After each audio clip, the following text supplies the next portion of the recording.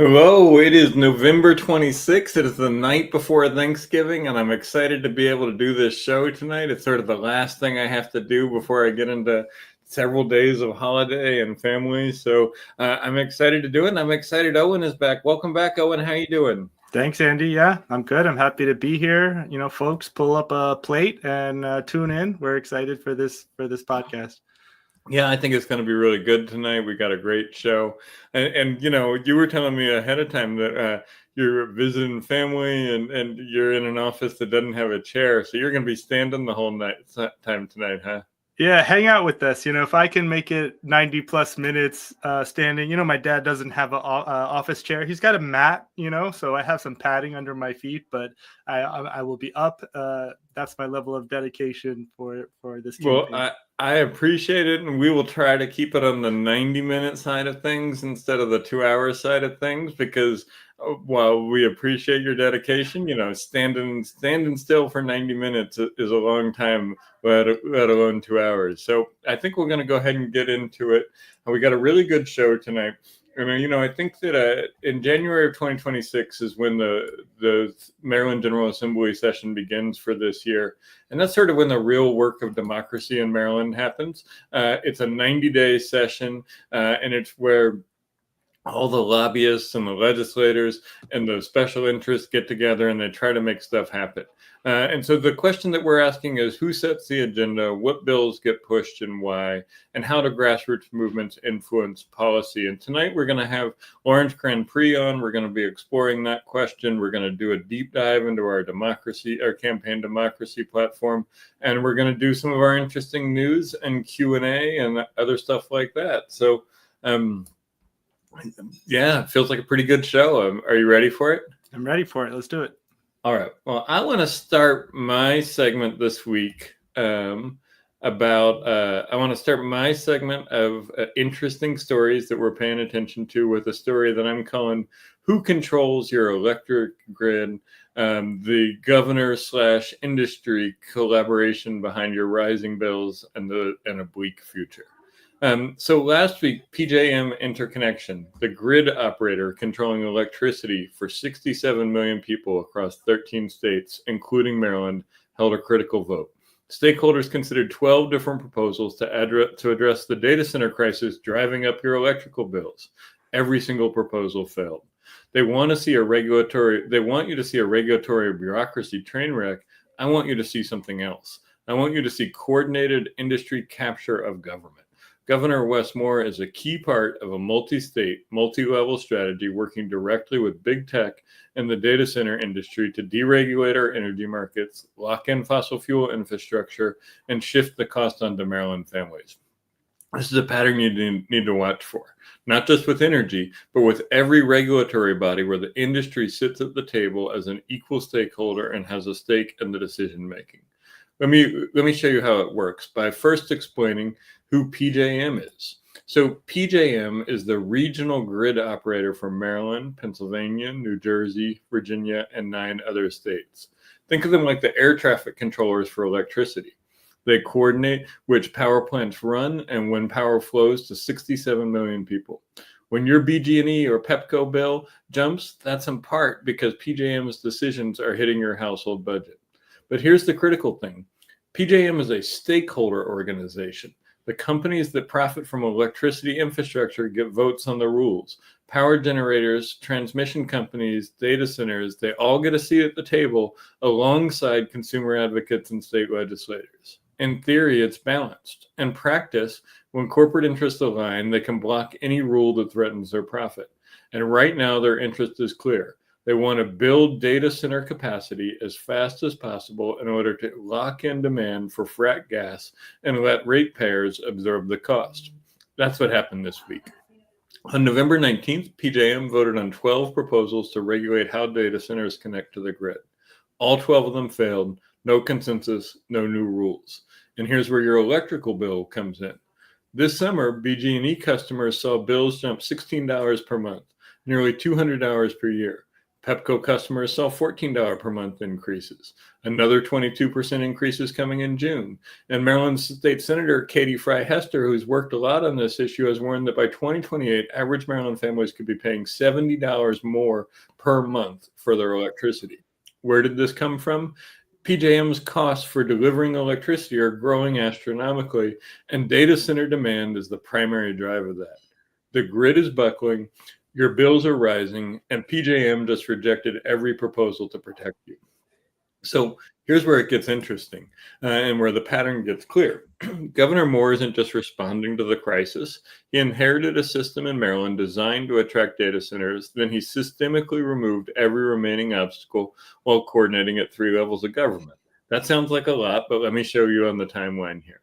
In 2020, Maryland passed, under Governor Larry Hogan, Maryland passed a sales and use tax exemption for data centers, a 10-year tax holiday worth tens of millions of dollars per project. Multiply that by every data center now lining up to build in Maryland, and you're talking about hundreds of millions in foregone revenue with no clean energy requirements, no clean usage requirements. That was the foundation of it all, as it always is in Maryland. Tax breaks without real requirements and real regulation. Giveaways to corporations is a bipartisan Annapolis agenda. So Moore took office in January 23, and he immediately accelerated this data center work. In October of 2023, Align Data Centers planned a facility in Frederick County. They requested approval, and Maryland's Public Service Commission denied the request. They wanted a full environmental review. They wanted to understand the energy implications. They wanted a climate impact assessment. They wanted public hearings, all the things we're supposed to have when we put new industry online in the state of Maryland. Align walked away from the project after hearing those demands. Governor Moore publicly expressed his disappointment, and he vowed to create a better regulatory environment for the data center industry. 3 months later, in January 24, Moore delivers. He introduces the Critical Infrastructure Streamlining Act as a top administration priority. The bill, among other things, exempts data center backup generators from PSC review. Moore signs it on May 9th, 2024, and listen to his quote. He says, "This bill is going to supercharge the data center industry in our state so that we can unleash more economic potential and create more good union-paying jobs." In future episodes, we're going to talk about the failure to deliver on that economic potential and those union jobs. But for now, we should understand that his intention was to supercharge the data center industry in our state.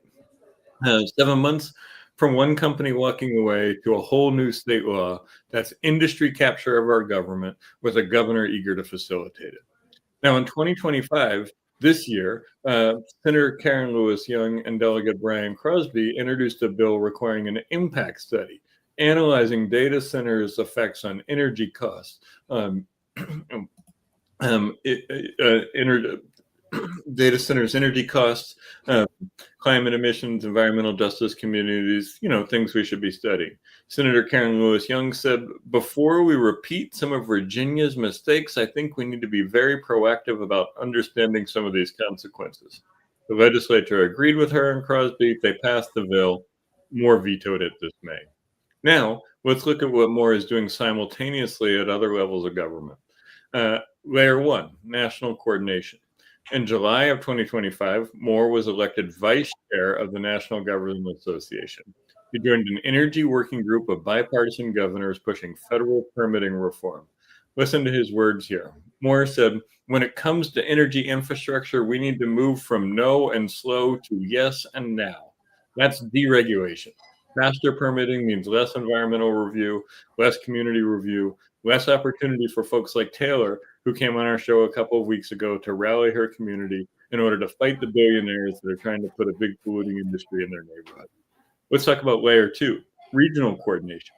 On September 25th of this year, Moore signed the PJM Governors Collaborative, in which he and 10 other governors agreed to develop joint positions and strategies. Well, in October, we found out what some of those joint positions and strategies look like. Less than a month before the PJM vote, Moore, Pennsylvania Governor Shapiro, New Jersey Governor Murphy, Virginia Governor Youngkin submitted a joint proposal directly with the Data Center Coalition. Here you see the 4 states and the Data Center Coalition in the middle. Well, let's be clear about who the Data Center Coalition is. The Data Center Coalition is the industry lobby representing the data center business. It includes Amazon, AWS, Google, Microsoft, Meta, and Oracle, plus 20 data center operators. This is a lobbying organization for an industry.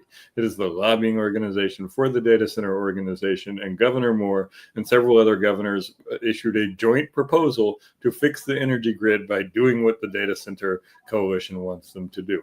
What did their proposal say?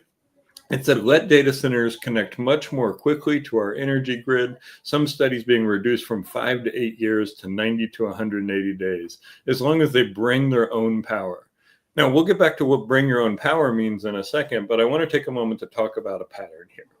Moore cleared the legislative path in Maryland in 2024, and then he coordinated with other governors in PJM, and then he partnered directly with the data center industry at the national level. When your bills spiked in September and December, Moore announced $200 million in energy bill rebates, saying Marylanders are deeply frustrated and their frustration is justified. Moore and the other governors know who is getting hurt by this, but they are doing it anyway. So the crux of almost all of the proposals that PJM rejected is bring your own power. Bring your own power proposals require data center operators to provide their own power generation, which kind of sounds good at first. If you're going to run this data center here, you should use your power, not our power. But when we look at what that means, the picture starts to change. In Pennsylvania, the Homer City Energy Campus is under construction, a 4.5 gigawatt natural gas plant, the largest in North America, built specifically for data centers. That's fracked gas from Western Pennsylvania. Talon Energy acquired 2 more gas plants for $3.5 billion explicitly for data center load, and the Federal Energy Regulatory Commission has fast-tracked over 50 new gas projects in PJM territory. That's what Moore's yes and now permitting reform enables. Not community renewables, but new fracked gas with infrastructure locked in for decades. Meanwhile, Microsoft is restarting 3 Mile Island exclusively from Microsoft. Amazon secured a private deal from the Susquehanna nuclear power plant through 2042. These deals divert capacity from the grid while you pay higher prices for what's left, and they let the data center industry grow running on fracked gas and old nuclear power generators. That's what they mean by yes and now. This isn't market failure. This is the PJM market working exactly as it is designed, serving its corporate stakeholders. Now let's look at some numbers here that are important. 12 is the number of proposals rejected by PJM that were going to address the impact of data centers on energy costs. 90 days is the new regulatory period that Moore and the other governors and the data center industry is suggesting before approval can happen. And 6.7 times is the amount of cost increase for energy provision within the PJM district. These numbers are stunning, and they point to a future that is going to get even worse. But luckily, we have an alternative. What does a people-centered power look like? Well, here's what it looks like. First, we need to replace PJM's corporate stakeholder model with a democratic public control. We do this by having a democratic public grid operator. Maryland should lead mid-Atlantic states to create a publicly governed grid operator, not a stakeholder body where corporations vote, a public institution with elected and community oversight where ratepayers and communities have direct representation. Second, we need a public energy bank. We need to create a Maryland Public Energy Bank to finance renewable energy infrastructure. Third, we need cooperative infrastructure and public power. As much as possible, we need to build small-scale renewables owned by ratepayers and communities. We need to invest in solar cooperatives, community wind, and municipal microgrids. Fourth, we need to restore environmental oversight and reform the tax policy. We need to repeal the Critical Infrastructure Streamlining Act. We need to restore PSC climate review, and we need to end the 2020 tax breaks. Fifth, we should ban new hyperscale data centers and heavily regulate any existing or approved projects that we have here in Maryland.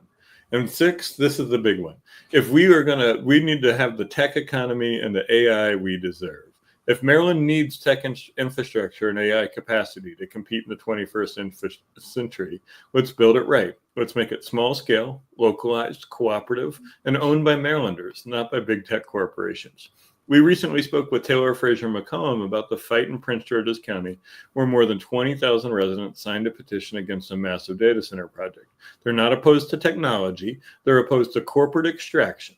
to billion-dollar facilities that consume the power that would be used by 90,000 homes, emit diesel fumes that hurt local communities, and provide virtually no local jobs while driving up everyone's electricity bills. The alternative is a cooperative data centers at community scale. Worker-owned tech businesses, open source AI models, serving public needs, education, healthcare, and climate, not corporate surveillance and profit extraction. Public investment in distributed computing infrastructure that strengthens communities instead of extracting from them. Instead of going down this alternative, Moore chose the opposite: maximum scale, minimum oversight, corporate ownership, ratepayer costs. His own words tell the story. He wanted to supercharge the data center industry, and he wants yes and now deregulation. The alternative is clear: democratic public control, ratepayer ownership, environmental oversight and stewardship, public investment serving communities. The question is, which future will we build? Because right now, they're building theirs with your money and your grid, and our bills are going up. That's the pattern. Now we see it. Now we can fight it. So that's it. That's a big story. Lots going on there. Yeah, I mean, as you're saying, watch the story. I'm thinking, watch my wallet, watch the climate. Right. This is one issue that people in rural Maryland that I've talked to, in suburban Maryland, and in cities across the state are really pissed off about. Their utility bills are going up. These big ugly buildings are popping up next door to them. They didn't have any say, and they don't benefit from it. It's something that doesn't bring any value to local communities, and it undermines the land use policies and the data privacy that I think a lot of people are very concerned about. So this is definitely something to watch and to organize around, both throughout this campaign and in the medium and long term. Yeah, totally. And, I mean, I know there's a lot of detail that is in this, but it is a complex topic that has multiple players at multiple levels. And I think a lot of times the people who want us to not pay attention to what they're doing dwell in that complexity. So I wanted to try to break it down for folks a little bit and have people understand what's going on with it and why their rates are going up and what it is that Moore and the other governors are trying to do. It's not like they're doing their best to fight against the data center lobby. They're doing their best to fight for the data center lobby. Right. Marylanders know their utility bills are going up. There's no hiding that. And this kind of Band-Aid of a rebate, because rates are going up and those data centers have been exempted from paying taxes, right? Where's that rebate coming from? It's coming from taxpayers. So right. We're paying ourselves back a little bit of the money that our state government gave away to an industry that's not benefiting us. Yep. All right. So what do you got for us this week, Owen? Yeah, so let's shift gears a little bit, but I think the through line throughout our entire discussion tonight, and really one of the pillars of our campaign and the pillars of Green Party values, is about grassroots democracy and democratic governance. So we'll be shifting from energy governance and energy regulation into higher education governance and regulation. But I think that there's a pretty clear through line of who is making the decisions, and just the obvious glaring fact that those decisions are very insulated from the people most affected by it, whether it's ratepayers and people and families in the case of electric bills going up, and students and faculty and staff in the case of these proposed mergers that we're about to get into in Maryland higher education. So to kind of set the stage a little bit, the headline, this one is from the Banner, is about Kurt Schmoke, who had prior mayor of Baltimore City, current president of University of Baltimore, and was the chair of the board of Baltimore City Community College. So wearing a few different hats there. And, previously, both in this year and in years past, he's proposed mergers of higher ed institutions in Baltimore City specifically that he has governance oversight over. And so some of the comments certainly appreciated by this campaign from the faculty union at Baltimore City Community College was that they weren't consulted when this proposal was made. The president of Baltimore City Community College really didn't have much of a public stance on this at all. And what I find kind of interesting is when this was being discussed in 2019, there wasn't a lot of traction for it then. And if anything, the legal and higher education environment in Baltimore and in Maryland has kind of shifted away from the feasibility of the idea of proposing an associate's degree and workforce credential oriented institution, Baltimore City Community College, and a bachelor's and graduate degree issuing institution, University of Baltimore. Also, before we move forward, I'll say that really this is not about the leadership of individual people.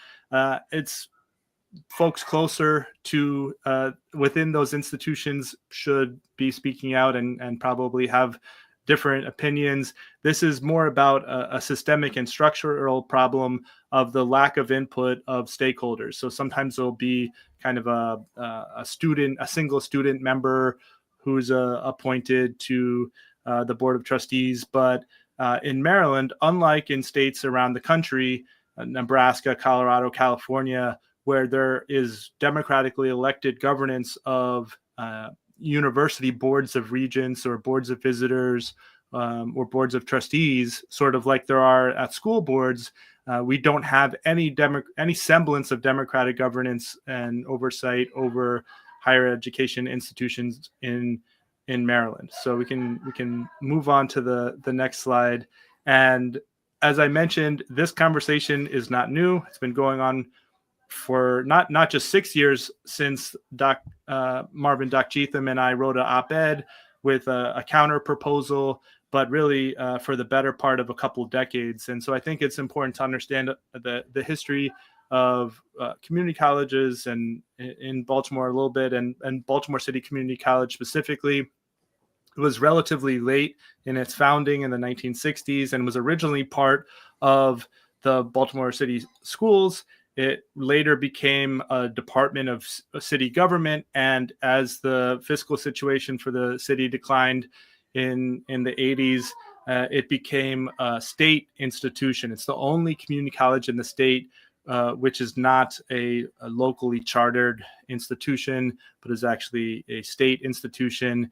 And when that happened, that transfer from city oversight, where teachers have the right to unionize, to state being a state institution, the existing faculty union was broken and disbanded at that time. So that's unions are a form of democratizing the workplace, and so that was a clear move away from faculty having a strong voice in the governance of the institution through collectively bargained agreements with the administration, to the opposite of that. And it's been reversed recently after decades of organizing. Community college faculty earned the right to collectively bargain. I was part of that advocacy and have been part of organizing at my community college. But I think it's important to point out that there's been this swerve away from democratic governance in higher education in Maryland, both in the publics like BCCC and University of Baltimore, but also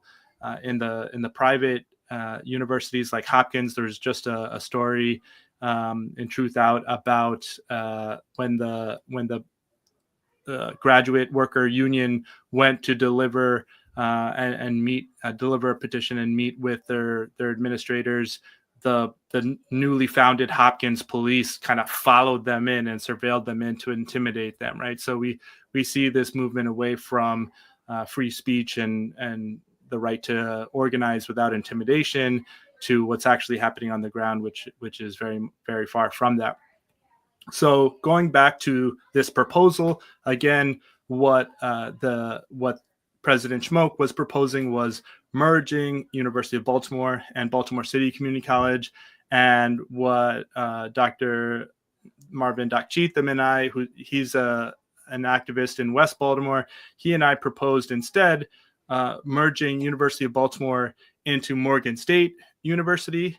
So University of Baltimore would become kind of the downtown campus of Morgan State. It would have the law school, for example, and then merging Community College of Baltimore County and Baltimore City Community College. And that was, about 6 years ago. And really what I want to stress on this podcast is not whose merger proposal is better, but who has a voice in those decisions. So everyone in the public, the public square should be saying, oh, I like this idea. I like that idea. I don't like either of those ideas. But at the end of the day, stakeholders like students and faculty and staff and community members should have a voice. So that's why in the op-ed that Doc and I wrote, I've highlighted this segment that the board of the new Community College of Baltimore that we called for back then was to be made up of 2 elected Baltimore County residents, 2 elected Baltimore City residents, and 3 appointed members, 1 by the county exec, 1 by the mayor, and 1 by the governor. And that's in really stark contrast to the current process in which state senators, nominate someone and the governor affirms them. We're talking about a majority of the members of the board being elected by the community. So I think, again, that democratic through line through the proposals and stories that Andy is talking about and that I'm talking about and that we'll talk with Lawrence about is who has the decision-making power, who has a seat at the table, and when are these deals kind of being done in a back room and kind of spilling out once they've already been determined for the most part. So a few key facts here. So number of elected higher education trustees in Maryland is a big 0, right? And that doesn't have to be that way. We should be, just like we elect school board members for pre-K through 12 school districts, there's no reason why community colleges or universities should not have elected members as well. Important to stress, 1990 was the year that Baltimore City Community College is taken over by the state. The faculty union was broken as a result. And one of the issues, and this is kind of history repeating itself, or at least rhyming, is if Baltimore City Community Colleges merged into University of Baltimore, because University System of Maryland administrators had been blocking efforts by faculty and graduate workers to pass legislation in Annapolis to give them the right to collectively bargain. That would put the new founded AFT local at Baltimore City Community College in danger of being broken for a second time. So we need to really watch that closely. Whatever happens, we need to make sure that students and faculty and labor have a strong and decisive role in the outcomes. And then the last factor I wanted to highlight again, and Andy and I talked about this a year ago. So want to be really clear that BCCC and University of Baltimore are very important institutions for our city, for our state. Enrollment has been declining. And in part, that's because most of the students who go to those institutions are local students. There's not a lot of out-of-state students or even students from the other side of the state coming to these institutions. That's especially true for BCCC. And the one population that's growing in Baltimore City schools are immigrants. And we have a state funding formula for English as to speakers of other languages classes.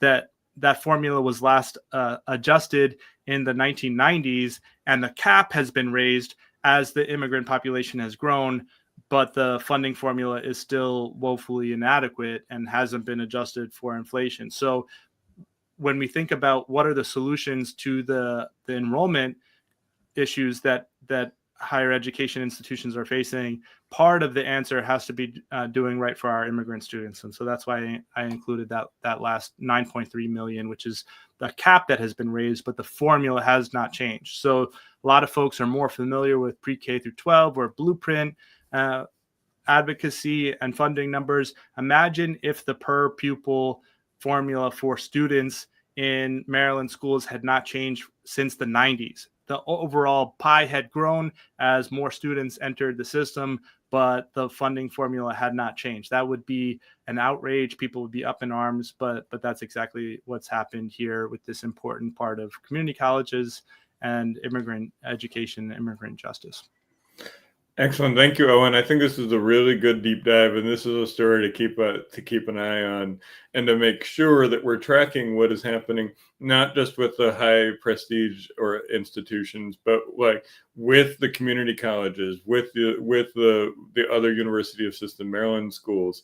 And I do like your proposal that you and Doc had, but I think that you're right that the key here is to understand like who gets to make the decision, who sets the agenda, and who has the power. And in so many cases, that answer to that question is not the people, and it is not anybody that the people have access to. And so I really appreciate you highlighting that and laying it out. Anything you want to say before we bring Lawrence on? No, let's bring Lawrence on. Let's get to it. Excellent. So our guest tonight is Lawrence Grandpre, who is the Director of Research at Leader of a Beautiful Struggle. We've had Lawrence on the show a couple of times, and Lawrence is a good friend and a good ally and colleague. And so let's go ahead and bring him on and get to this. Hey, Lawrence, how you doing? I'm well. How are you? I'm good. I'm glad you're here. I'm really trying to play with these sound effects. I think they make things a little bit more fun, but I'm excited to have you on tonight. You and I have been talking about this for a while, and talking about this campaign for a while, talking about Annapolis for a while. And one of the things that you said early on was you all should have a show where you tell people what's going on and break down the news and give your perspective on it and that type of thing. And I think you're right, and here we are doing it. So if you like the show, thank Lawrence. He's one of the people who helped us inspire having this approach to it. If you don't like the show, blame me. I'm the one implementing it. But so I think that sort of is a decent introduction to some of the things we're going to talk about tonight. You ready to get into it, Lawrence? Yeah. All right. Okay. So let's set the table a little bit. We won't belabor the Thanksgiving metaphors, but can you tell folks who might not be familiar with Leaders of a Beautiful Struggle about the organization's mission and approach, and specifically about your role with the org? Yeah. So Leaders of a Beautiful Struggle, we go by our initials LBS. We're a think tank. Folks may know that Andy coached debate. Folks may also know that he was coaching the people who ended up being the founders of Leaders of a Beautiful Struggle. And really, partially LBS, hearing Andy's story about going to debate camp when he was younger, a debate camp hosted by a more conservative think tank, and just the power of think tanks to shape policy, Project 2025. But really before then is the Project for New American Century, the think tank revolution in the 80s, the Reagan literally taking bills from Heritage and putting them in. No one was doing that. Many people from debate go on to work for these think tanks. And we were competing against them, bringing this innovation of using critical race theory and personal experience, Black aesthetics, spoken word poetry, hip hop in debate, and using it as a lens for policy analysis, and seeing our competitors going on to work for these think tanks that we knew shaped policy. No one was doing that from the perspective of working class Black folk. So we call ourselves a think tank. We're not a nonprofit. We do a lot of community organizing and direct advocacy, because knowing what we have to do it differently. So we don't have big funders funding us. So the idea is to use research and directly engaging people and harnessing people power, but also having a specific focus on ideas we want to push. And as director of research, my job is to tell people about the ideas, do podcasts and research around different policy or political agenda items that may impact our core constituency, which is working class Black folks throughout the state. Mm-hmm. And just to pull on one of those threads a little bit, you mentioned you're not a nonprofit, and can you describe the structure and why that's relevant to our conversation tonight? Yeah, so people may know that if you sign up for nonprofit status, you can get donations, which are tax deductible for the person giving the donation. But as a nonprofit, you're not supposed to do direct lobbying. You're not supposed to endorse candidates. You're not supposed to do electoral politics. And what we, talking to elders, got basically an understanding of is that the radical energy of the 60s and 70s wasn't all just crush for COINTELPRO it was also sucked into a professionalized advocacy sector, a professionalized service sector that then de-radicalized many of the efforts, because you have to focus on keeping people fed, getting grants, getting the lights on, paying people's mortgages. That's not to say nonprofits can't play a good role, but you need to have alternative vehicles in order to push the political system beyond its desire to limit political expression to methodologies of resistance that it can incorporate, like the nonprofit service model. So we're a business, so we do consulting, we do fee-for-service contracts, and we do get some. We have a fiscal agent, so when we do things that are more educational, not political, we do get some grant money from that. But the goal is to build a business model that can do the political work, and really push the limitations of limiting the political spectrum, which I think is along the lines of what you all are trying to do. Yeah, no, I think that's a really good explanation. And we will probably do a whole nother show about how nonprofits and their chasing after high dollar donors and foundations shapes the outcomes and the method in which they work. I mean, look, this is not all nonprofits. I feel the need to say that anytime I say this. I feel like the nonprofit sector has a couple of groups of people in it. It has people who are using it because it is the thing that makes the most sense for them to do their grassroots work.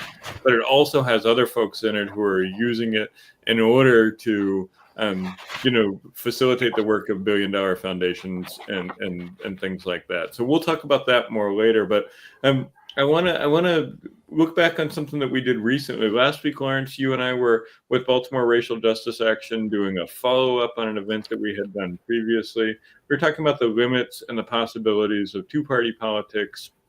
And so what are a few things that you think are important to take away from those conversations and generally and specifically in this moment that we're in where we're sort of reflecting what occurred in 2025? Yeah, so just looking back at some of the 2025 results, I think that it was one of those things where I think a lot of people, kind of saw Democrats winning and saw them having rhetoric around affordability, and I think took it as the party's pivoting. People are hearing the limits of the traditional neoliberal Democratic Party. I think the one thing that, just doing debate, it's like you can have economic distribution of the benefits of white supremacy and empire and capitalism without challenging white supremacy, empire, and capitalism, which I feel like is what basically was on offer in 2025, which is opposed to buying into the libidinal or desire of the fascist order. Like, we need to more equitably redistribute the benefits of empire and white supremacy and capitalism, which is why I think you have folks who are like working for former security services, running for governor in Virginia and New Jersey, and winning. So I think that that's just a really good example of why, even as people perceive the Democratic Party's pivoting, as exemplified by Zohan Mamdani, there's a concern that almost every single Democrat wants. So in that world, Democrats will say, we don't have to do anything and deliver for our base, because as long as there's a D in front of their name, people are so angry at Trump, they're just going to show up and vote blue anyway. So we don't have to actually put anything on display. We just have to figure out what message can motivate independence, which I think now is popular. It's like this, I'm calling it spook socialist populism, right? So it's one of these things where it's like authoritarian, tough on crime policies.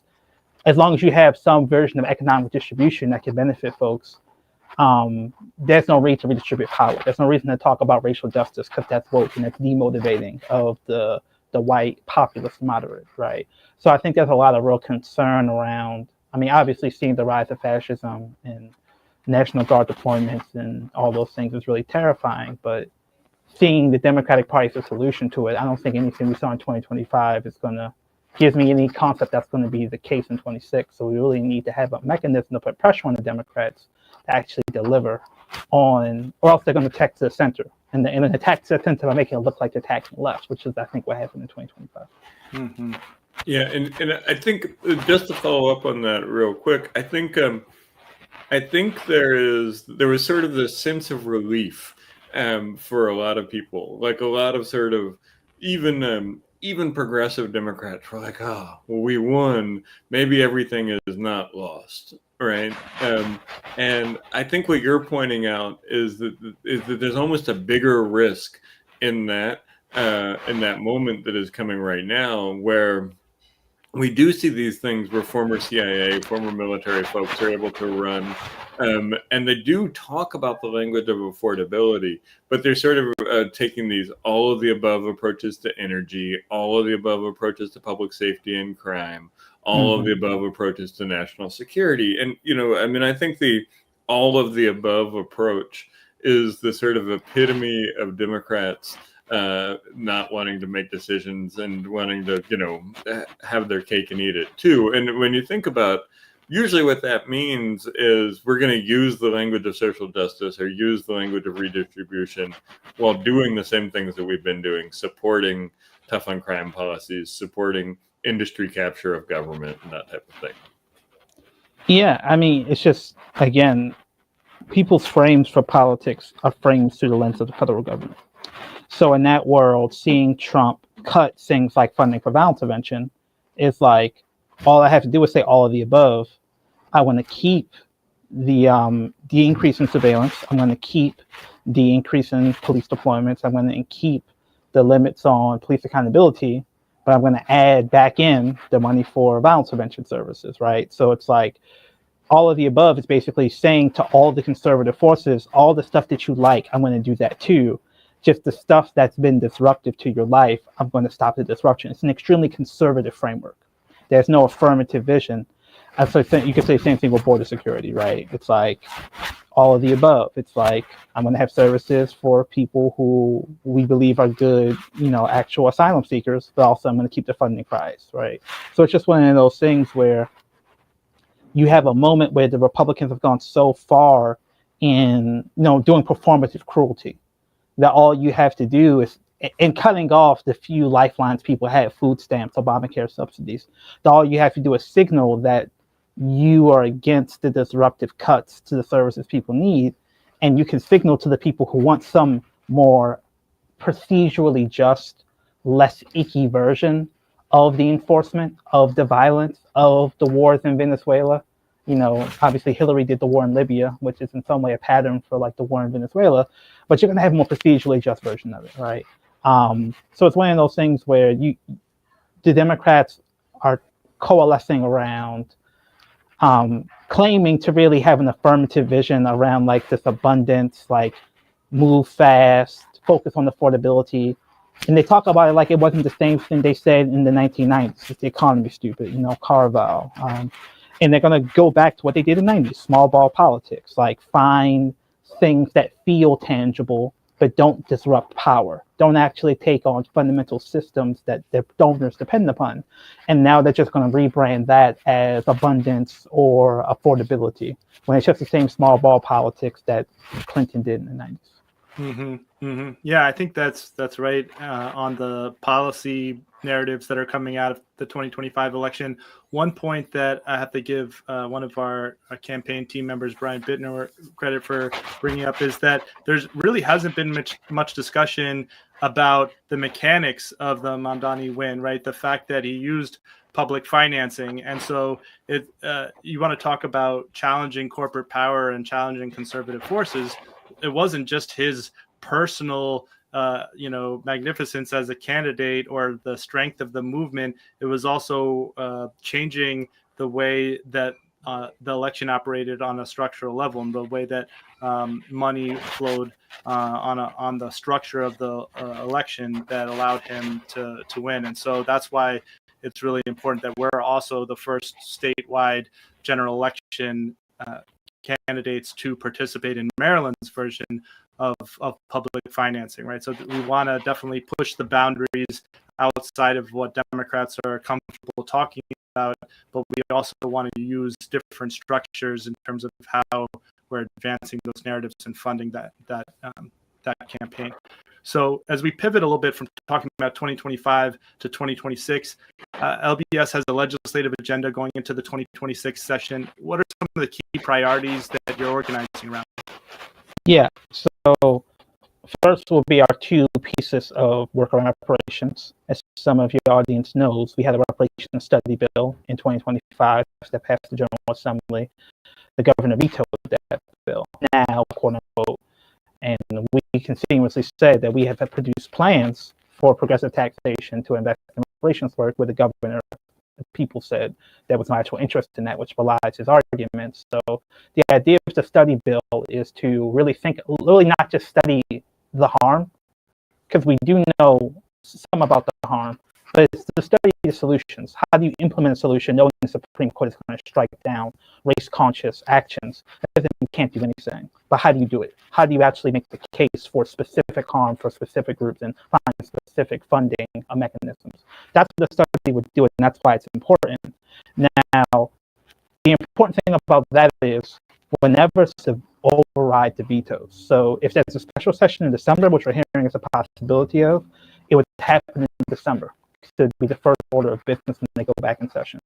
And if not, it would be the first thing happening in January. So that's why we're asking people right now to go to our website, lbsbaltimore.com, to look at our action alerts around contacting your senator and delegate to tell them you want them to stand firm and override the veto. We know that in situations like this, governors have the ability to leverage pressure to get what they want. We saw the governor apparently going to produce a slate where he's going to support people in primaries, Democratic primaries, that support his agenda. And you can imagine people that vote the way that he likes on these bills will be safe, while people who don't may be challenged. So there's pressure happening at this point, and these calls and emails give people the cover they need. They really matter, in part because Annapolis is so isolated. Very few people actually take that, because that's going to come up soon. Now, more longer term, we know it's probably not going to pass this year, but there are multiple ways of funding this work to do reparations, to repair harm. One of them is to look at institutions, nonprofits that have large endowments. So, like, we have your wealth in a fund that's generating interest, and these nonprofits, not-for-profit institutions like Hopkins or the Howard Hughes Foundation apparently have a massive endowment in Maryland. These institutions don't pay any tax on that, and if you just had a small tax on that endowment, you'll be able to generate like 9 figures of money per year to fund this reparative work, which I think belies the governor's argument. But he says he's doing work. To do work at the scale of the harm, we're talking billions of dollars of harm. You need investments that really generate new revenue. So knowing that bill is not going to pass to tax endowments of these nonprofits, we want to put that bill in to start a conversation and to show people the revenue we're leaving on the table by allowing these nonprofits, many of them generate their wealth through historical inequity, blockbusting, slavery, Jim Crow, actually making them pay their fair share. Before you go on to the next one, I really like this one that is targeting the nonprofits, the meds and the eds that have a obligation under their charter in Maryland to serve the public good, but oftentimes ignore that obligation entirely. And I know there was some effort to get there was an effort called With Us, For Us that had tried to go through, initially had tried to go through the charter amendment process and then tried to go through city government. And I think they found out the reason that this shouldn't go through city government because the deal that ended up getting made, there was a deal to renegotiate the pilot agreement with Hopkins and other organizations. Pilot is payment in lieu of taxes. So big organizations have to pay a little bit of money instead of a lot of money.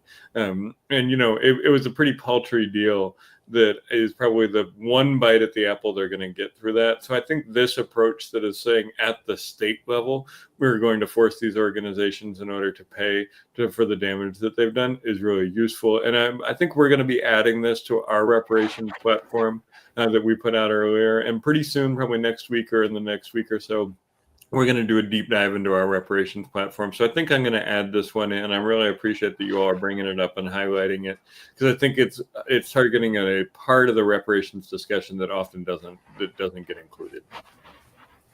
So yeah, anyway, go back to your list.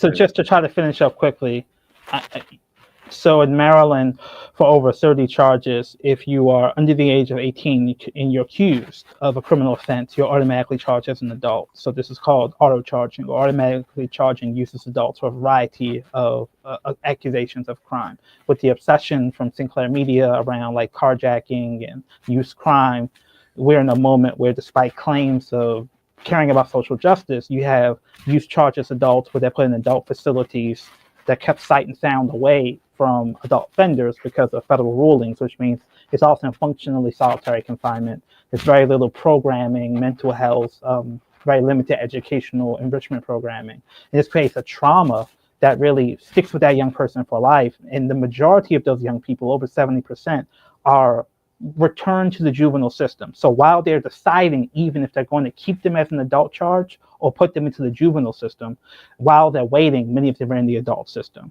And despite only making up 30%-ish of Maryland's youth, over 70% of the individuals charged, youth charged as adults, are African American.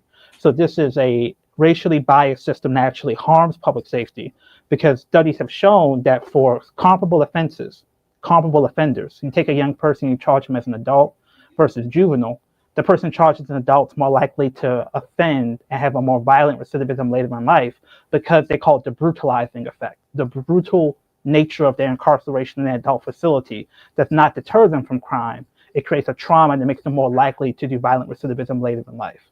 So this is something we have to stop, because Maryland is a complete national outlier, only comparable to states like Alabama and Mississippi in the amount of Black youth they charge as adults. But shockingly enough, despite a Democratic supermajority, we're struggling to get this, just ending the automatic charging of youth as adults. So you could still, if you felt the need to, charge youth as adult, they would just start off in the juvenile system.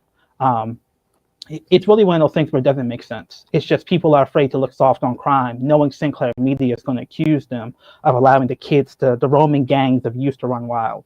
But it's just getting to the point where we keep testifying, the data is kind of overwhelming, and the pressure is building, but we need to keep it on to get it across the finish line. I'll wrap up. The debate bill, I'm sure you all talked about that, but putting pressure on MPT to have a system where they have a more equitable mechanism of determining who gets into the debates, to allow folks to, like the Green Party, to be represented. And the last thing that we'll talk about is there's increasingly numbers of more people being let out of prison, whether it's COVID, drug policy reform, or now the Second Look Act, where individuals can actually request a look at their sentence after more than 20 years incarcerated. These individuals have proven to be essential parts of not just violence prevention work, using their lived experience, but also mentoring other people behind the walls. After they've been released, they go back into prison to mentor people who are about to transition out of prison to be able to reintegrate into society. Mm-hmm. And their connection and lived experience has been very essential to be effective at doing that work. But because of the obsession with the Department of Corrections around assuming these folks are criminal, assuming they're coming back into jail to do criminal activities, smuggle drugs, or settle beefs, it's actually very, very difficult if you're a returning citizen to get permission to do programming in prison, unless you go through the Department of Corrections. So you can't do your own mentoring program. You can't do your own independent programming.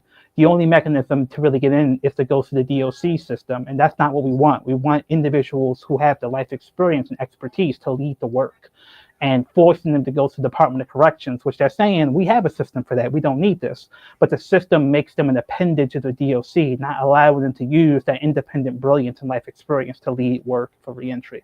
So we're working with Delegate Pastor to get a bill that would legislatively set parameters around making it easier for formerly incarcerated individuals to work behind the walls, independent of working for DOC or volunteering through DOC channels.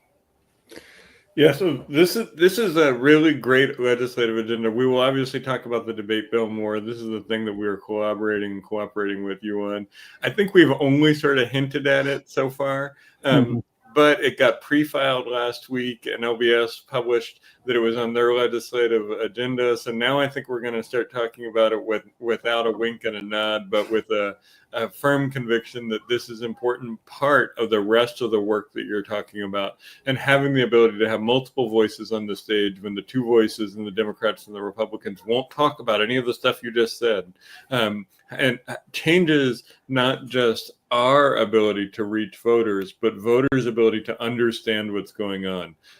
So that's going to be a key piece of our legislative agenda. We obviously also are supportive of a lot of the stuff that you're doing. It integrates with our platform well and things like that. But I think the place where we're going to be working most closely with you all and cooperating is around this bill that would allow small parties to participate in Maryland public television debate. So I'm looking forward to more conversation about that. I want to zoom out a little bit here and talk about, like, how is the relationship between electoral politics and the grassroots movement building work you do work? When is engaging with the legislature useful? When does it become a distraction? How do you all approach this question about inside and outside work with a legislative agenda like this? Yeah, I mean, that could be an hour-long conversation, so I'll try to keep it brief. I'll ask the short version of it, and then we'll have you come back into an hour-long version. Yeah, I don't know if you heard the part where I don't have an office chair, so I'm standing. So let's do the 15-minute version. I got you. We'll keep it short. Keep it short. We'll use this as a tease to have you come back and do a longer show where we get into more of the theoretical aspect. Yeah, I love this stuff. No, speak on as long as you want. So there's a historical tension and movement building around engaging the state at all, given that people see it as corrupt, illegitimate, bought off by corporate interests. But one thing that historically has been proven, especially for people of African descent, is that without securing some ability to protect yourself from legal violence, the efforts you make building institutions, building independent communities, building cooperatives will get subject to state violence. You know, if you don't have political power, people can just take your land. So you can't just do a farm, right? So the reality is we have to engage the state. So the question is how. So with us, I think the idea is we're in the Democratic Party stronghold. Black people are captured electorate within the Democratic Party. So we have to be able to recognize that our people have such great needs that there's things the Democrats can do that are mutually beneficial for Democratic Party folks, but not going to do them just out of the goodness of their hearts. There needs to be political pressure to force the interests to converge. So some people here, Derek Bell, founder of critical race theory, legal scholar, worked in the civil rights movement, integration, Thurgood Marshall. He has a theory of interest convergence, like the Civil Rights Act happened because it was useful in the context of fighting the Cold War, to at least appear like you weren't overtly discriminatory. And some people read that like, well, we have no hope because we have to wait for the interest to be converging. It's like, no, we have to build the pressure through independent agitation, through primary challenges, through third-party politics to force things that are in our community's interest to be in the political interest of, in this state, the Democratic Party, because they have that supermajority. So that's when Hogan won, they had to look at why Black men were staying home and not voting, because O'Malley had been part of that lock 'em up regime, that illegal arrest regime. They thought running a Black candidate, in that case Anthony Brown, would be enough, and it wasn't. So then they had to go back and begin to deliver on policies like returning citizens, giving them the right to vote, like funding for education, like different investments in contracting, minority contracting. They had not delivered on under O'Malley because they figured, you know, the Black folks are captured electorate. So we have to appeal to the white moderates with tough on crime policies. So, and again, that's the Republicans. In a world where Democrats are afraid of primaries, are afraid of losing to a Republican because the legitimate third-party challenge is eating into their votes in the general election, that really makes it so that they have to be accountable to a vision of politics beyond the limits of the Democratic Party.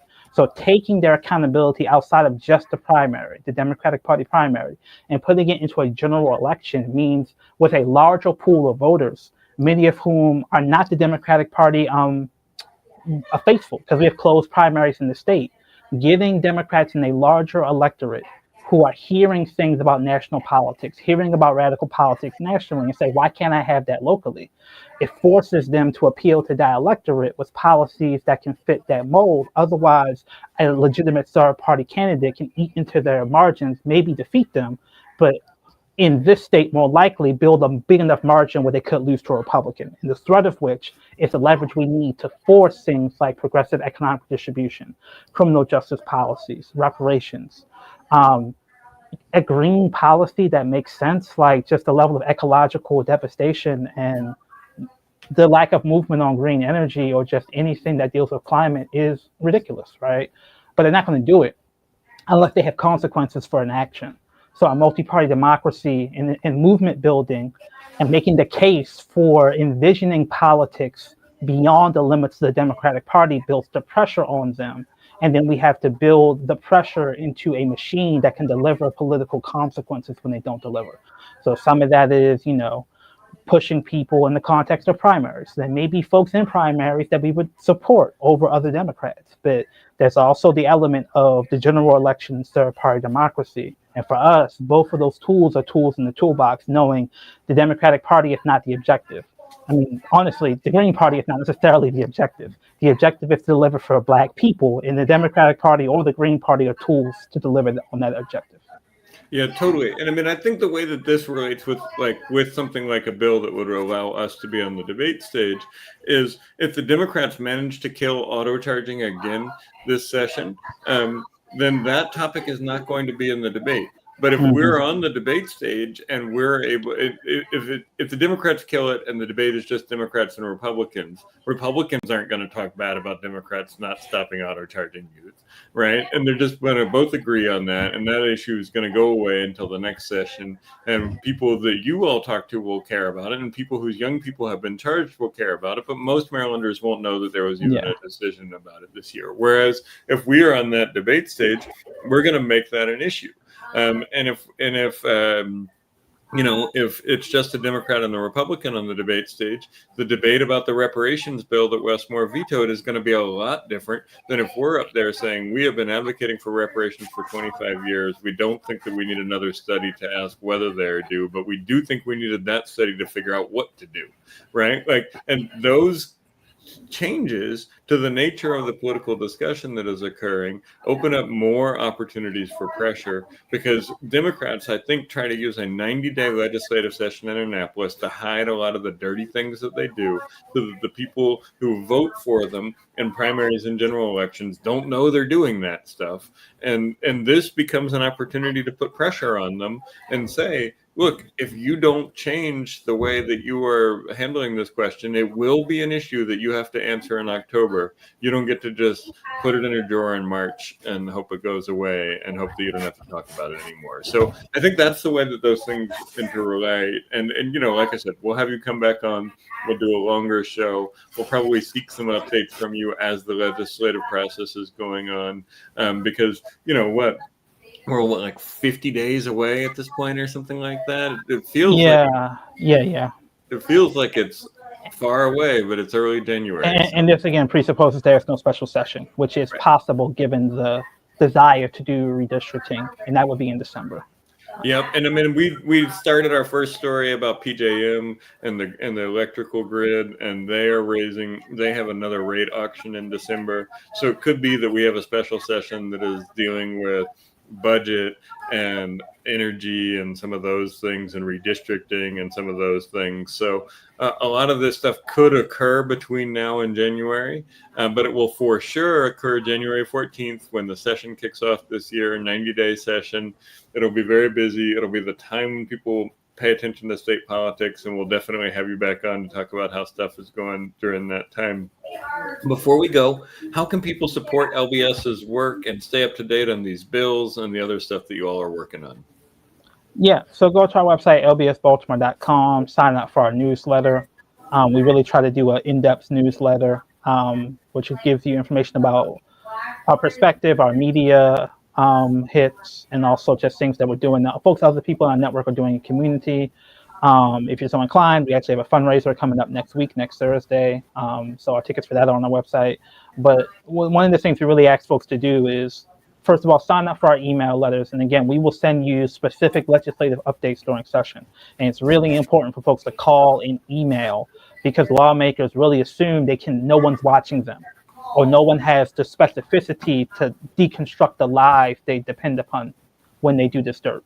So signing up for our email will sign you up not just for our newsletter, but for our legislative updates, where we can actually go to Annapolis and look at what they're doing, sit in on the committee sessions, and then tell our people this is coming up for a vote in committee next a few days from now.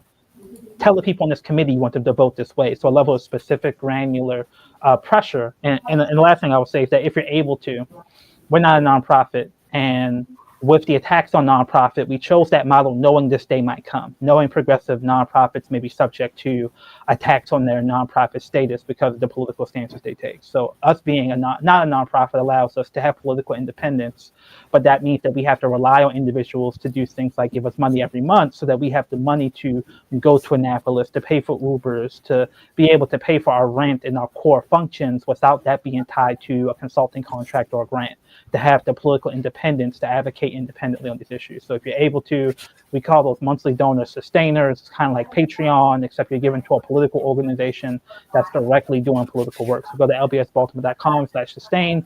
And last thing I would say is we have 2 podcasts, one on local politics, one on more national politics. They're both on Black Liberation Media's YouTube page, In Search of Black Power. It's a more national podcast, and Political Commentary Corner is our more local podcast. So I think they both have something to offer. Please sign up for those, like and subscribe, and just check out all the other stuff on Black Liberation Media as well. Excellent. Well, thank you so much, Lawrence. I appreciate you coming on tonight. We will do a podcast, and we will do definitely some follow up. But it sounds like you all have a busy session coming up, and we'll keep folks up to date about what's going on with those bills. We'll make sure that they have information to connect to y'all. And go follow LBS. Make sure that you support their work, and make sure that you're paying attention to these important issues that they're raising in Annapolis. So thank you, Lawrence. Have a good night. We'll talk with you soon. Okay. Yeah, happy holidays. Take care. Thank you. You too. Bye-bye. All right. Well, what did you think? That was a good interview. Yeah, he speaks like a debater, right? He speaks quickly, and we get a lot of information. So sometimes I tell people, "Oh, you can turn our podcast on ×2 speed, and it'll be quicker." Don't do that when Lawrence is talking, right? If anything, maybe slow it down to 0.75 so you can really get all of the information that he's laying out there. Yeah. And, I think that, I worked with Lawrence and LBS for a long time. I think they've really figured out how to bring a grassroots agenda to Annapolis and to set their own agenda and not let the leadership or the media determine what they're going to focus on. And I think that we have a really good opportunity to work with them on some of this debate stuff. And what's interesting is we can say we're collaborating with them on this debate stuff because of the nature of their organization in a way that would be hard for us in a world where they're a different kind of organization, where they're a nonprofit advocacy organization or something like that. It's such an important point, the legal and tax status of the organization. We have a lot of folks who are involved with our campaign who this is maybe their first campaign, and we really welcome that energy. And sometimes someone will say, well, how come you aren't having this nonprofit on or that nonprofit?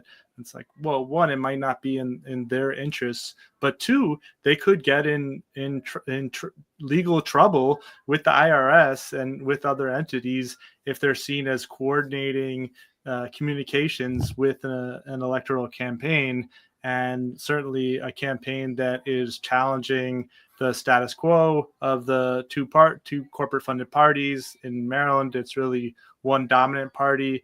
That would be a dangerous move for them to make. And so it's really important to have these organizations like LBS that have thought deeply about the structure that they want to take and have secured a level of political independence for themselves in doing so.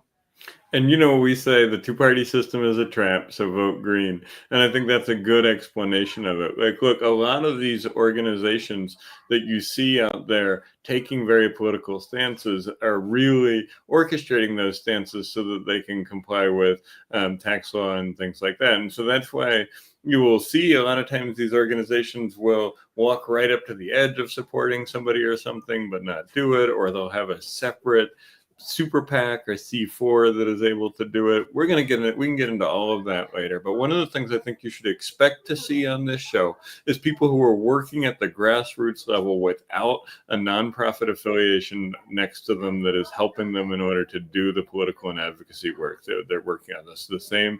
That is the case for Taylor, who we had a couple of weeks ago. That's the case for Heroy, who we had tonight. And that's the case for Lawrence going forward. Part of the problem I think in a place like Maryland, where we have a General Assembly structured like we do, and we have a democracy structured like we do, is that there is this class of folks that are in a sort of advocacy industrial complex, to borrow a phrase, that become the gatekeepers and the mediators of all of the citizen and voter and people interaction with their lawmakers. And so I think that transitions well into the next segment that we're going to talk about here, which is a deep dive into our democracy platform and our grassroots democracy.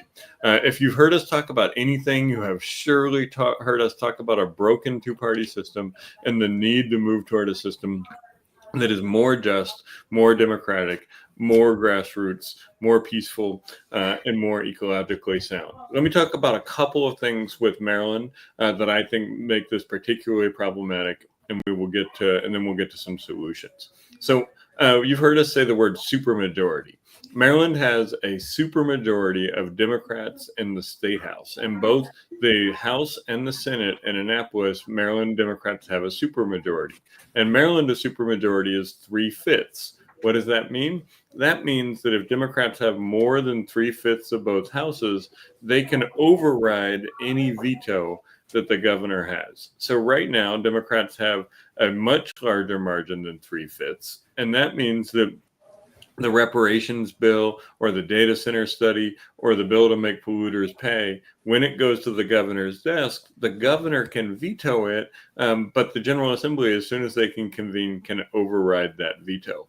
That is the crux of their power in the state, is the ability to have the General Assembly override any decision that the governor makes. Yeah, and just to be clear, Andy, I mean, folks are listening are like, oh, they have more than 3/5. Maybe that's because, more than 3/5 of people in Maryland are Democrats, or they won those elections fair and square. It's like, no, they have gerrymandered districts in order to secure that super majority, right?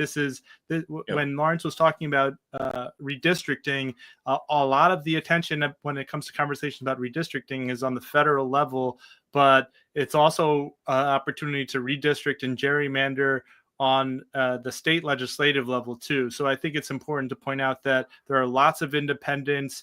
There's a pretty good number of Republicans. There are some third-party registered folks, and if we had more small d Democratic districts, then that 3/5 supermajority might not look the same way it does today. And that's a really good point. And I think that they engineer the districts in order to do two things. One, to make sure that the Democratic Party has control of the General Assembly. And the Democratic Party has had control of the General Assembly since 1866, when they banded together to abolish the 2 years of Reconstruction that Maryland had. And it's like 8 years in that time where Democrats did not have a majority in the Maryland General Assembly. And since like the 1940s, they've had a supermajority, which means that they can override Democrats in the Maryland General Assembly can override any veto that a governor makes. Now, the second thing they do is make sure that there is no competition. And so you will see a lot of races in Maryland where the primary is uncontested. The people who are incumbents do not have opponents from within their own party.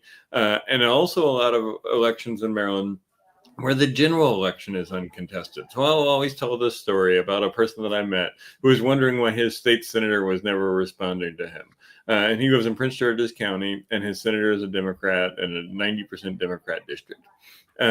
So I said, well, who's your person? I went and looked him up. Well, that person was not elected to his seat in the House of Delegates. He was appointed to his seat in the House of Delegates by his party central committee when there was a vacancy.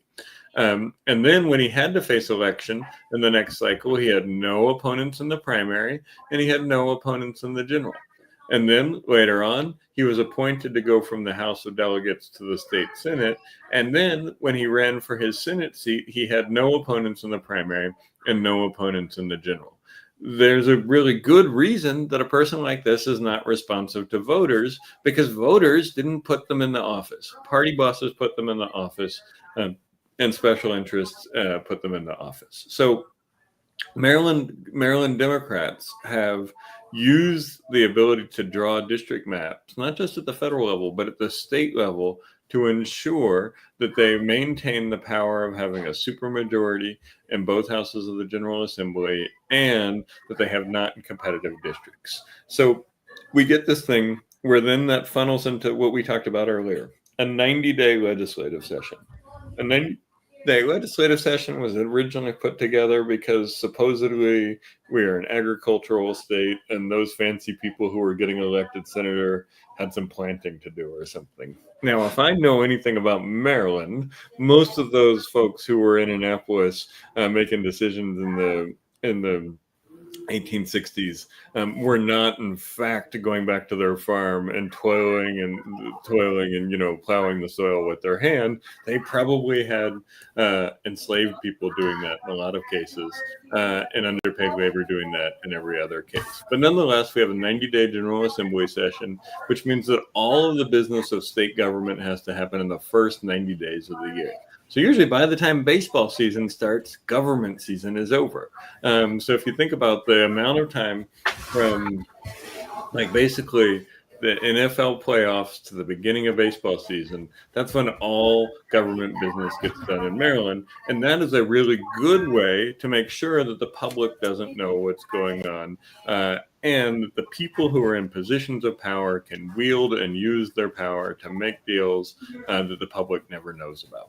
So what that ends up with is a state where the people who run the state are not responsive to the people who are in the state. They're responsive to national narratives. They're responsible to big donors, and they're responsible to party leadership. It also leads to a place where the party bosses in Annapolis have a tremendous amount of power, and they wield it in order to maintain discipline amongst all the other Democrats. So there's a lot of times where plenty of Democrats will have very progressive ideas that are backed by the majority of their voters, but they are unable to present them to the people or unable to get them passed because the people in Annapolis who have the power don't want that type of thing to happen. All right, so that was my sort of brief introduction to Maryland state government civics. How did I do? Yeah, the only thing I would add to that is you mentioned the appointment process. What is it? Over a quarter of members of the Maryland General Assembly are initially appointed and not elected. So we need special elections, and in order to make sure that 100%, there's really no reason, especially with multi-member districts in most of the state, for there to be an appointment process instead of special elections. So we want to fix that. Yeah. And that may not be on the list that we're about to look at, but it's a good reminder that the list that we're about to look at is evolving and it moves over time and things like that. So there you go. You can go to gogreen2026.com democracy. You can see what our grassroots democracy platform looks like. I want to go through a couple of the things real quick. But you can always check it out on the website. And if you click on these things on the website, it unfurls and has more information and things like that. But the first thing is voter-driven constitutional amendments. Maryland is one of, I think, 16 states where voters don't have the ability to sign a petition in order to put something on the ballot as a constitutional amendment. In many states, you hear these ballot initiatives and things like that, where voters can pool together and they can run a petition campaign and they can put an idea to amend the Constitution in front of voters. Now, look, this process has all sorts of flaws to it, and it's not perfect, and there's a lot of issues about it. But it is better than a process where one party has the sole monopoly on changing the Constitution. So one of the first things that we would do if we were elected is tell the General Assembly that they need to pass a constitutional amendment that allows the voters to decide whether or not we have these voter-driven constitutional amendments that most states have. It's not going to solve all the problems in the world, but it gets us a little bit closer to having voters be able to override Democrats who are elected in Annapolis and be able to have their own say instead of only having to decide what the people in power say.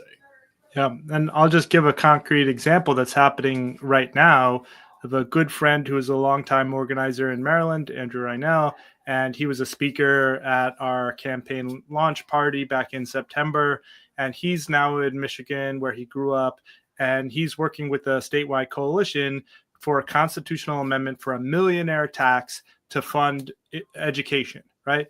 We, under the current system in Maryland, cannot do that, right? in order to get a constitutional amendment on the ballot, like you said, Andy, we have to go through the legislature instead of doing the grassroots organizing work that they're doing in Michigan to tax millionaires and fund education.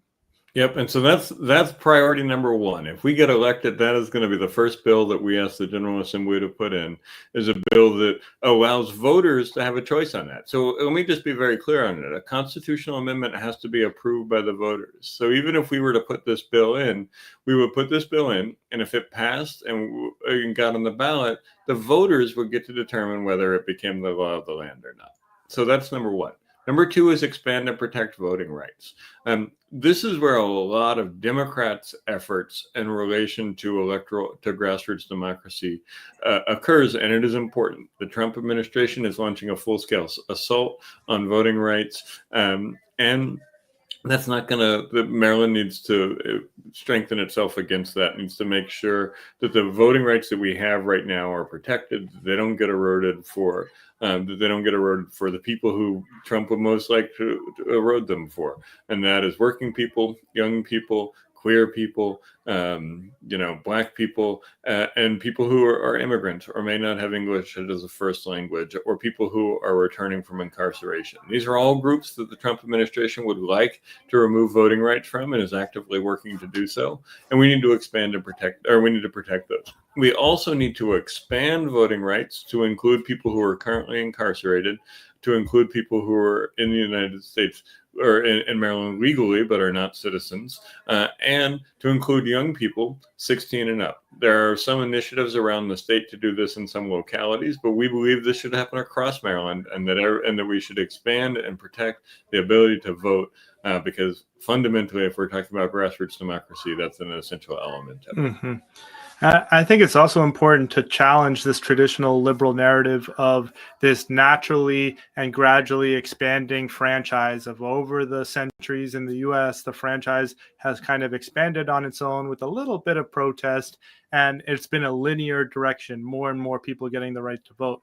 But we see, through mass incarceration, through some of the things that were put into place in the 1867 Constitution in Maryland, that it actually is not a linear process, that there are constant efforts, not just by the Trump administration, but also by Democrats historically, to restrict the franchise. Actually, for the first few decades of Maryland's history after independence from England, immigrants could vote even without citizenship in state and local elections, right? So there was a restriction when the Know Nothing Party and very anti-immigrant racist forces conspired to remove that right from immigrants. And I think that's happened over and over again. And, Lawrence was talking earlier about critical race theory and interest alignment. Well, the voting age dropping from 21 to 18 is a great example of that. Folks were, young people, teenagers were going off to die in Vietnam, and they weren't able to vote. So there's always multiple factors at play, and I think it's important we challenge this narrative of, well, voting rights were expanding and expanding until Trump got elected, and then he, did lots of bad things. Yep, no, I think that's a good point. And so as we think about expanding and protecting voting rights, we're not talking about it in terms of just one administration. We're talking about it as a span of history in which this is an important, necessary way to make sure that more people can participate in the democracy. So the next one on the list is statewide public campaign financing. Right now, there is public financing available for the governor's race, and then each county can decide whether they want to have public financing for their county executive and their county council races. Public financing is a way in which people agree to participate in a limited small dollar donation program with strict donation and transparency requirements, and in turn, they qualify for matching funds that allow them to take those dollars and multiply them by 2, 4, 6, 8 times.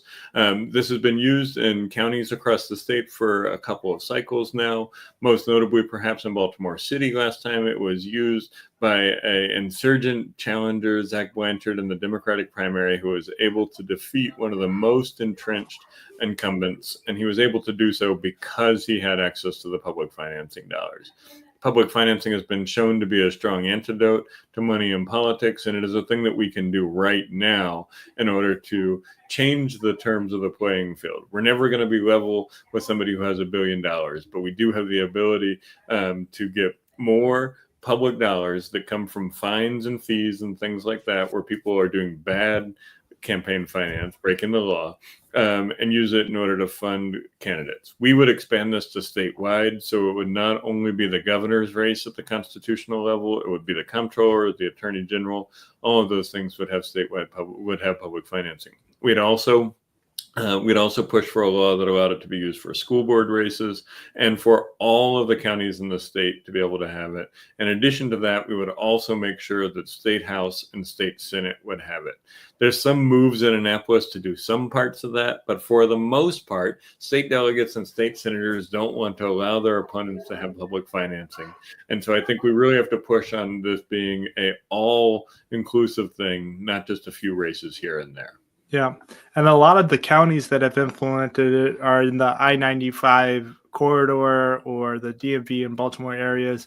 I'm excited to see this expand if the folks there want it, which a lot of them are organizing for it. In Frederick County, going out to Allegheny County next week, a lot of those counties don't have county executives and county councils. They have county commissioners, and often those county commissioners are county-wide offices, right? Instead of smaller district-based city council or county council like we might have in some of the more populous counties. And I think especially if those offices are county-wide, having public campaign financing to run that more expensive county-wide race would be really impactful and allow for new voices and traditionally, historically, and currently marginalized voices to play a bigger role in the electoral politics and the policymaking of those counties. Yeah, one criticism of the current program is that Democrats in Annapolis have agreed that Democrats in the counties can give Democrats running for office money to run for office. And that is a good criticism. That is not a reason to abandon the system. That is a reason to expand who's using it and who has access to it. So the next thing on here is ranked choice voting and proportional representation. There's probably not a thing I talk to people more about than ranked choice voting and proportional, and ranked choice voting is the thing people want to talk to me about. Proportional representation is the thing I want to talk to people about. So ranked choice voting is a method of voting that allows voters to rank their choices in order and to allow that to count, to have a more complex and nuanced approach to elections. It has existed in the New York City primary, and Mamdani was able to use it effectively. It has existed in it has existed in Tacoma Park for a long time in Maryland. It recently was passed in Greenbelt in Maryland, and there's a lot of small towns, municipalities, and states that are moving toward a model that allows some ranking of the vote. The benefit of ranked choice voting is that it is usually better for voters who have less toxic politics, and it allows for more coalitional politics in the early rounds of elections. It's a pretty good system. It helps voters. It helps turnouts. And, I think it is a better way of counting the votes than the current winner-take-all system that we have. It distributes a little bit of power as well. And I think it's a valuable system that we should push statewide in Maryland and allow each of the counties to use as they want. We also should be pushing for proportional representation.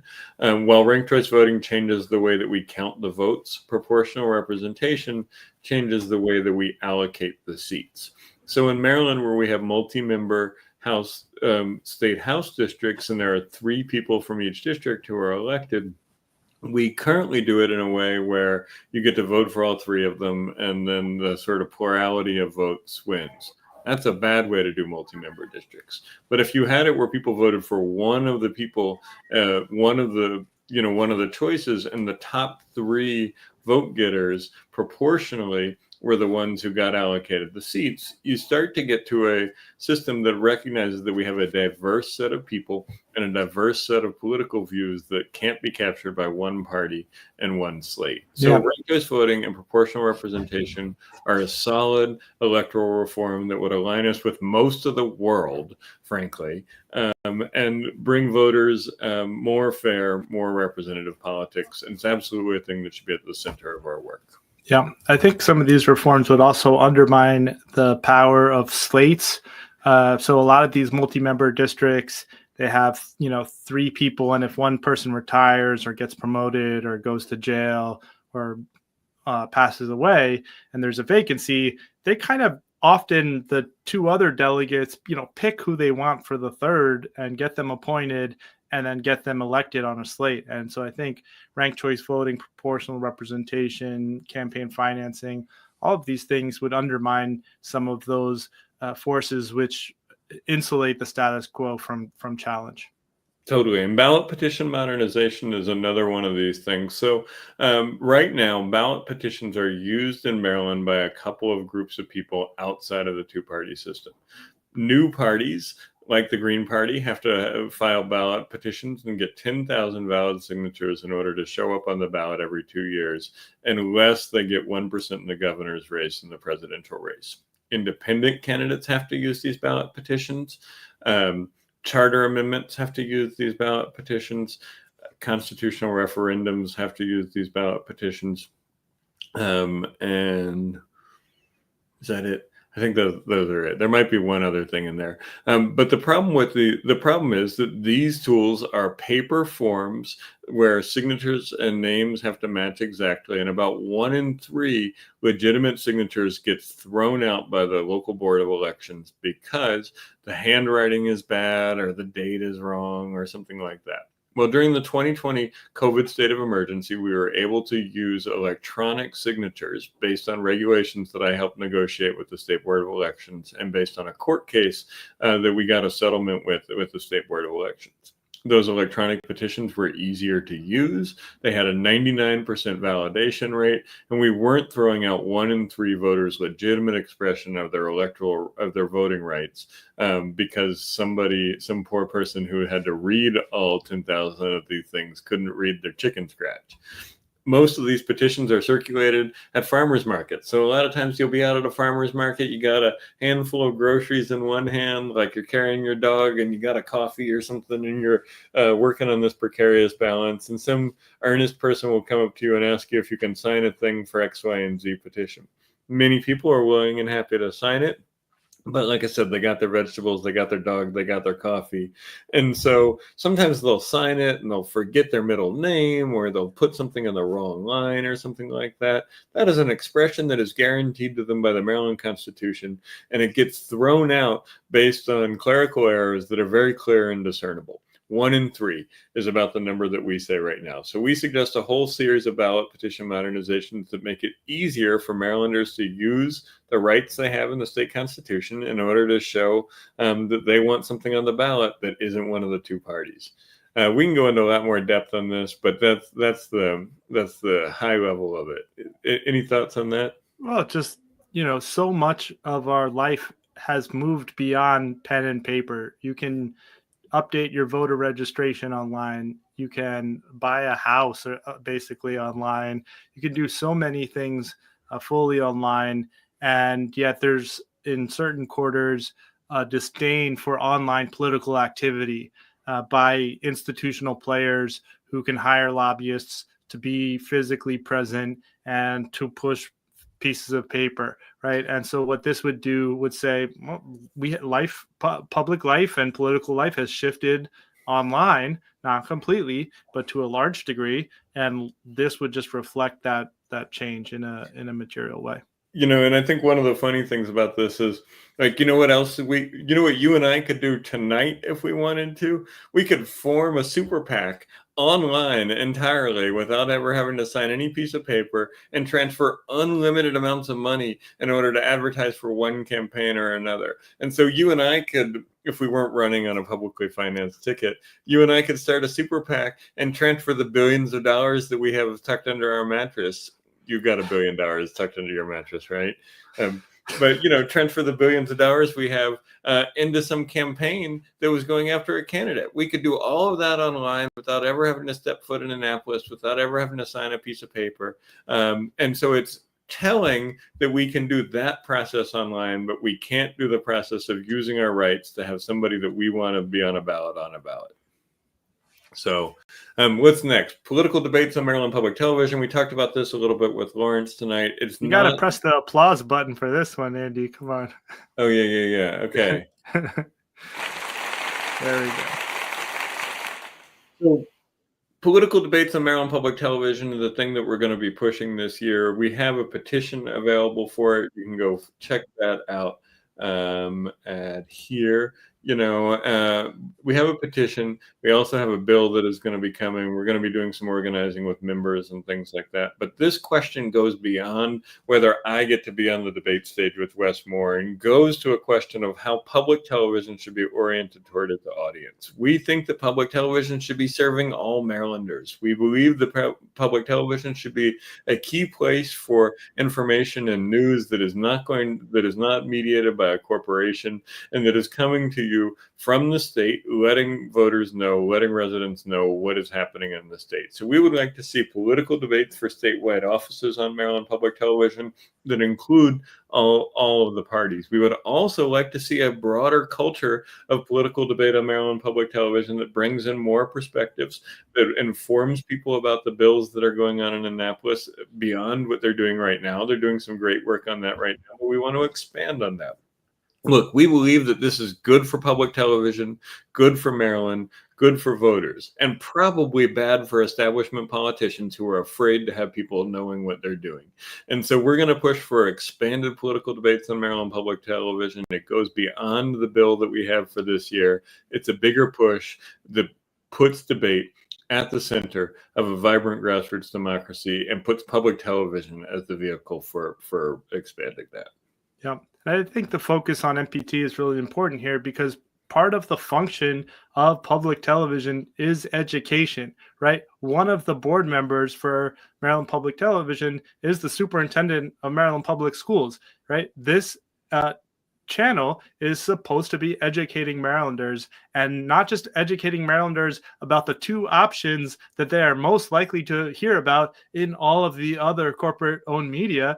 But when you go to cast your ballot and you see all of the names for governor or for the other offices, and a platform dedicated to serving the public through education should be motivated to, and perhaps in this case be pushed to, educate viewers about all of their choices so that they can make up their own mind about who they're going to vote for. So I think I'm really excited about this bill. It gives us a way to have this conversation that we've been having outside of institutions of legislative power. We're going to now have this conversation inside the Maryland General Assembly.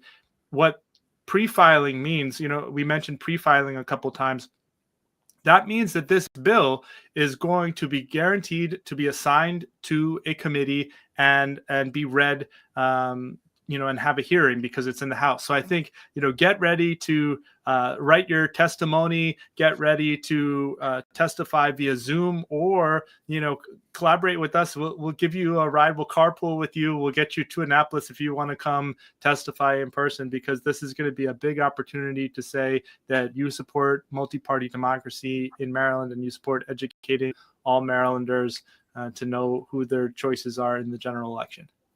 Yeah, totally 100%. And again, this is good for us, good for third parties, but it is also good for voters. It is good for democracy. It is good for Maryland Public Television, and it is good for public television at a time when public television is under attack because it is too aligned with one party or the other. Now is the time to take public television and show that it is there for all of the people and all of the parties, and to let folks hear.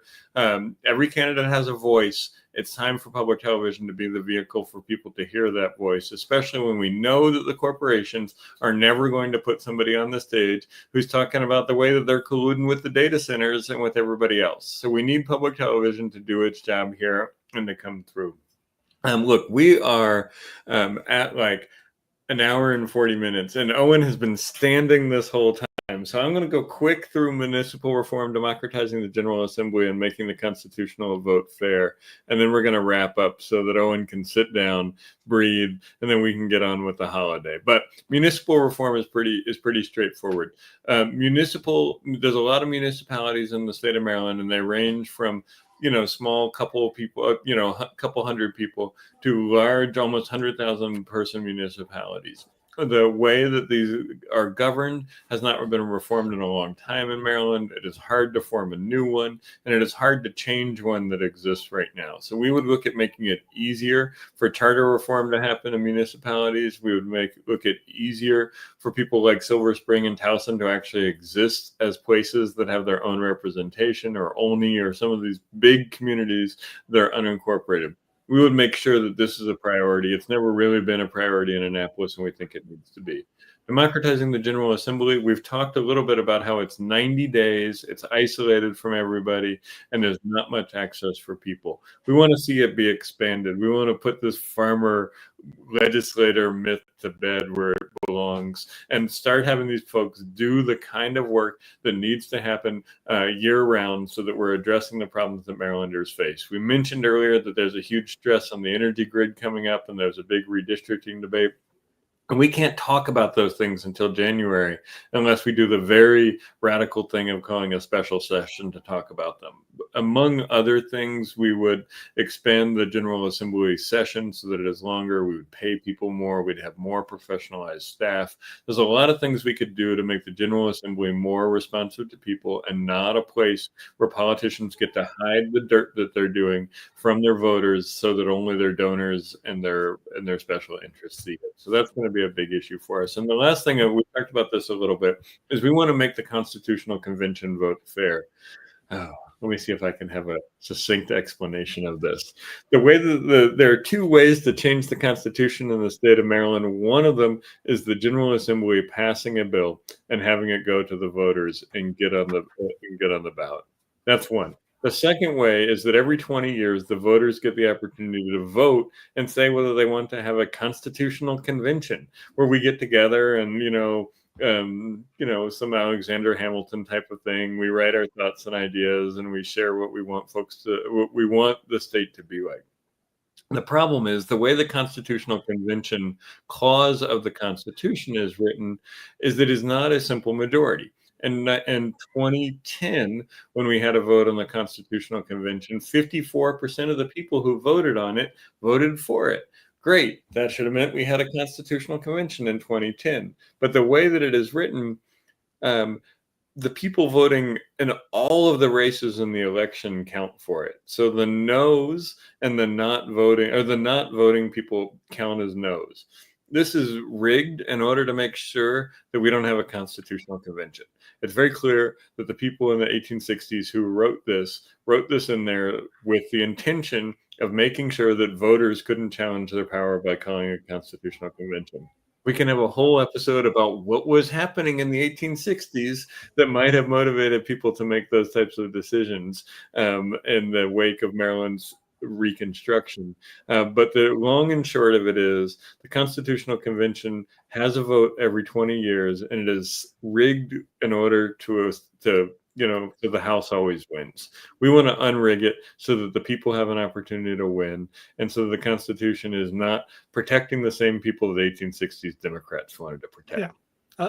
Allow people to abstain is how I would describe it. Currently, abstentions, if you choose not to vote on this because you don't have a strong opinion or you don't understand it, it counts as a no. That's not what people who have abstained met, and for the most part, mean by that abstention. They mean I'm not sure, or I don't care, or this isn't that important to me, or I'm in a hurry and I voted for the top of the ticket and I didn't get all the way down to the bottom.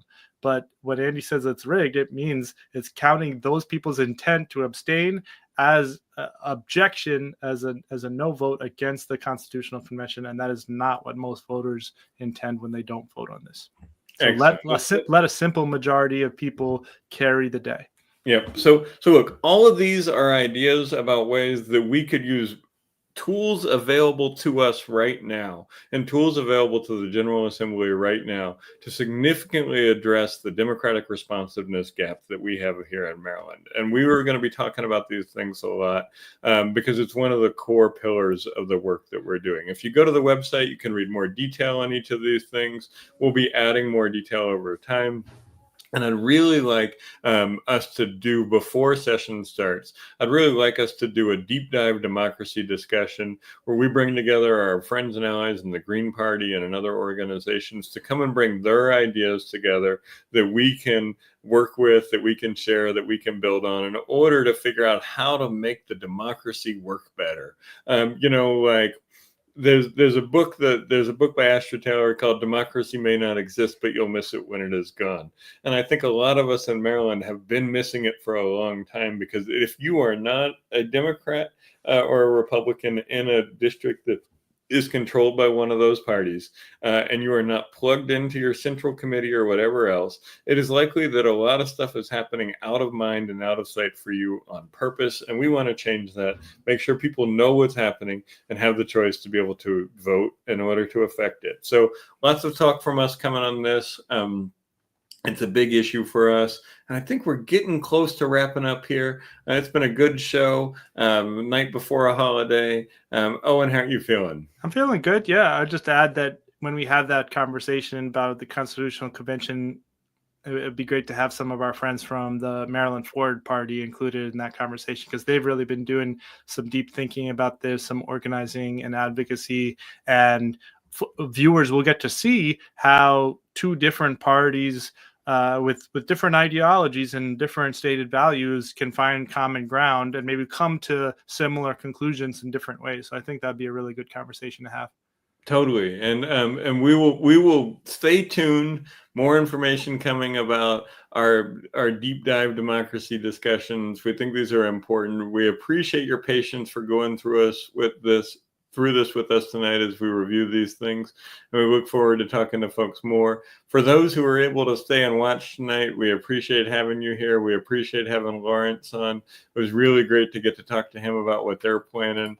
And I think, as we always say, billionaires own both party. Vote green, help establish something better, show the billionaires that their trap isn't going to work on you and that we need something better. And before we go, I want to make a plug for our public financing effort. We are working to be the first small party to qualify for public financing here in Maryland. If we get to $120,000 and 1,500 voters by this summer, we qualify for a match 6 to 8 times. That's the type of thing that we're going to use in order to go out there and hire staff, to be able to out there knocking doors, to make sure more and more people hear the message, and to make sure that more and more people know that they have a choice that is outside of what the billionaires have set for them, and that they can free themselves from the trap. So go to gogreen2026.com, donate.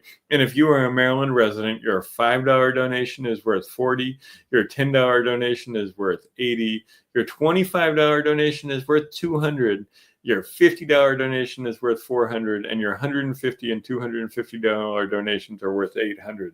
That's the critical fuel that we're going to need in order to be able to take on the billionaires who run both of these parties, to free people from the trap and to give people choices outside of the ones that they've had so far, so that the material conditions in their community can improve as a result of electoral politics. It's a lot. It's a big promise, but we think that the system is one that we can utilize in order to fulfill that promise and offer you the best and strongest third-party campaign Maryland has had since the Civil War. So go green2026.com, donate, pitch in. Even $5 helps. $250 obviously helps more, but $5 still, it helps a tremendous amount. And we're going to be talking about this a lot because it's important to us. Yeah, and going into a holiday that's supposed to be about being thankful, I'm so thankful for the dozens of Marylanders who have already contributed to our campaign.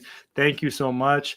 And for folks who are asking their friends and family members, hey, can you chip in $3, $4, $5? Because we need 1,500 individuals who are permanent residents or citizens of Maryland to contribute in order to qualify. It's not just the total dollar amount. So thank you to those dozens of folks who have contributed and asked other folks to contribute, because that's how we're going to get there. Yep, totally. Thank you, Owen. Thank you, Lawrence. Thank you to all those who watched. Enjoy your time tomorrow. If you're spending time with family, I know that I'm going to be going to Gaithersburg tomorrow, Darnestown tomorrow, and then Frederick on Friday. I'm going to see the boats and do all that holiday stuff. I'm very excited about it. Happy to be done with. Happy to have had another great show. And I'm happy to see everybody next week. Owen, you have anything you want to say before we head out? No, don't call it a filibuster, but I'm ready to sit down. Excellent. All right. Well, thank you very much, Owen. Thank you for standing. Thank you all for watching, and we'll catch you next week. Good night.